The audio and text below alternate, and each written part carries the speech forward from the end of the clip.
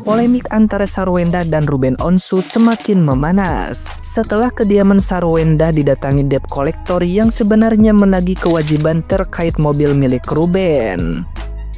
Kuasa hukumnya Chris Samsiwu dan Abraham Simon menjelaskan bahwa tujuan mereka membawa kasus ini ke publik hanyalah agar Sarwenda tidak kembali didatangi penagih utang yang tidak memiliki hubungan hukum dengannya.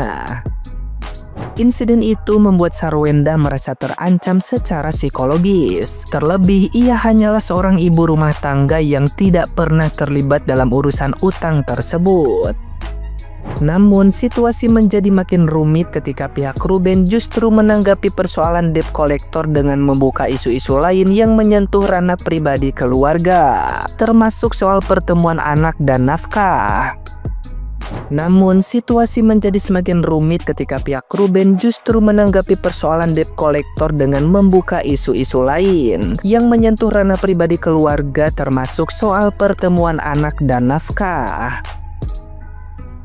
Pihak Sarwenda mengaku terkejut dan kecewa karena langkah mereka yang semula bertujuan menghentikan teror debt collector malah dibalas dengan pengalihan isu yang tidak relevan. Mereka menilai respon tersebut memperkeruh keadaan dan menyeret urusan rumah tangga ke ruang publik, meski sejak awal tidak ada niat menyudutkan siapapun. Melalui kuasa hukumnya, Sarwenda berharap persoalan ini segera dihentikan, terutama karena menyangkut anak yang seharusnya dilindungi dari konsumsi publik. Keinginan terbesar mereka adalah mengembalikan fokus pada persoalan utama tanpa menambah konflik keluarga yang berpotensi semakin melebar. Nah, gimana nih menurut netizen yang terhormat? Silahkan berkomentar ya. Ini drama Ruben sama Sarwenda nggak selesai-selesai ya. Jadi rame lagi nih antara Ruben sama Sarwenda karena anak-anak mereka ikut live TikTok sampai malam bareng Sarwenda yang bikin Ruben keberatan. Pengacara Ruben, Minola Sembayang, bilang Ruben tuh ngerasa anaknya kayak lagi dieksploitasi. Apalagi live-nya dilakuin pas harusnya mereka belajar sama istirahat. Dan walaupun Sarwenda ngasih izin, Ruben tuh nggak pernah nyetujuin anak-anaknya buat ikut live jualan. Dan nggak cuma itu, Ruben juga katanya susah banget ketemu anak. Padahal harusnya dia dapat waktu 2 sampai 3 hari seminggu buat bareng mereka. Sampai katanya Ruben mengemis biar bisa nganter anak ke sekolah, tapi tetap susah. Ruben juga nanya, kenapa sih anak-anaknya malah didorong buat deket sama cowok lain, yang gosipnya sih deket sama Sarwenda.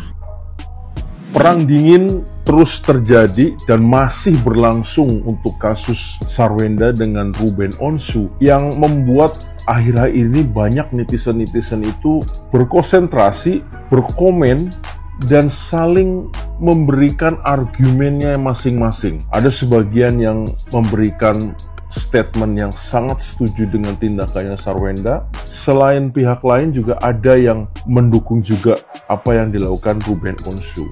Nah, saya ingin mengomentari ya, inilah yang saya sebutkan bahwa sebenarnya di dalam sebuah perceraian itu pasti yang dirugikan itu adalah pihak ketiganya adalah anak-anak yang paling kasihan. Nah, saya sangat menyesal sekali ya dengan kasus ini. Kenapa kok bisa semuanya sekarang kok saling, maksud saya saling membuka aib satu sama lain gitu kan. Mungkin bagi mereka itu bukan aib ya, atau mungkin bagi mereka itu adalah sebuah validasi mungkin, atau merupakan sebuah statement yang akan mengamankan dirinya sendiri, atau berusaha untuk supaya publik bisa memberikan atensi kepada dia gitu loh. Yang dimana ada yang menyatakan Ruben Onsu sudah memberikan bulanannya 200 juta gitu kan. Dan ada yang komen juga setelah saya lihat di komen itu 200 juta itu sampai kapan, yang kemarinnya kok belum dibayar gitu kan. Nah itu kan hal yang seperti itu menjadi sebuah bola liar gitu loh ya kan, yang menurut saya itu nggak sepantasnya sih sebenarnya gitu loh. Terus sampai Sarwenda mengatakan ada yang memaksa dia untuk untuk mendapat melakukan proses program bayi tabung.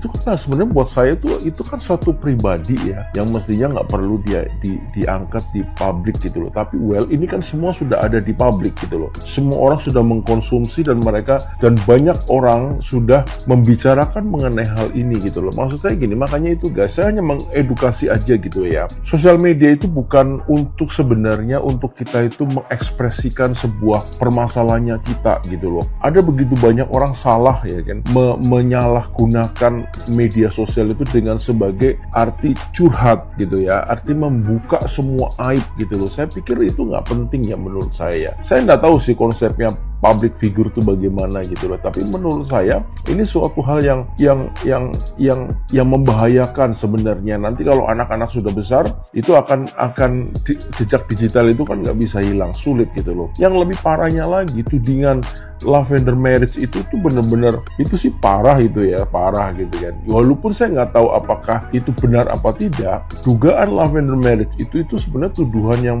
paling crucial gitu menurut saya gitu kan. Karena itu benar-benar kalau dugaan lavender marriage, saya terlepas dari kasusnya Sarwenda ya, saya melepas, bukan ini nggak ada hubungannya dengan Sarwenda dengan Ruben ya. Kalau seseorang melakukan proses lavender marriage, artinya bahwa dua orang tersebut itu berarti sudah sepakat. Artinya satu sama lain sudah tahu kelemahan masing-masing, gitu kan. Nah, dari ketahuan ini, dari kesepakatan ini, ada muaranya adalah sebuah tujuan. Banyak sekali tujuannya. Tujuannya validasi, menutupi kekurangannya mungkin dari laki-lakinya atau dari perempuannya, atau tujuannya adalah ujung-ujungnya adalah uang.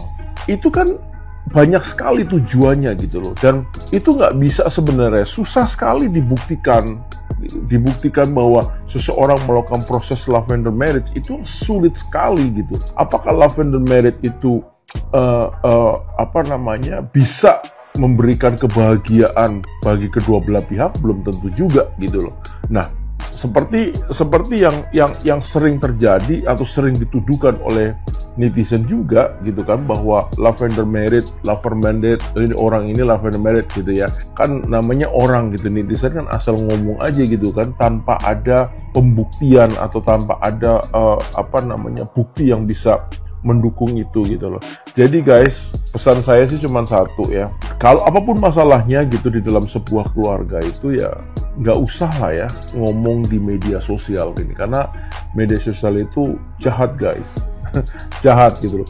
Bukannya lebih baik nanti hubungan suami istri, malah tambah menjadi kacau. Lebih orang yang mau bisa berdamai gara-gara media sosial itu bisa langsung berantem atau memberikan dampak, bisa mengarah ke proses hukum, bisa kemana-mana gitu larinya gitu loh. Dan makanya itu alangkah indahnya lah baiknya kalau misalnya masalah perceraian, masalah orang yang sudah pisah, ada masalah, jangan dibawa ke ranah publik sih menurut saya sih.